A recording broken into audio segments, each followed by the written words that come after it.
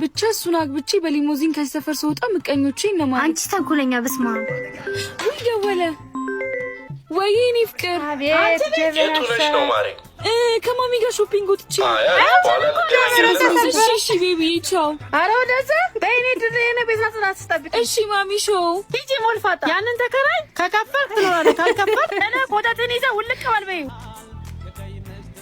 ማዘር ተሰማያለሽ እንዴ አንቺ በተበራረጀ ሰው ባለው እናቱ ሆ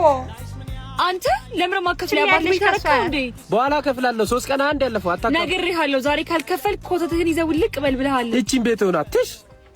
አቤት የተከራይ ተጋበኛ አረቀስ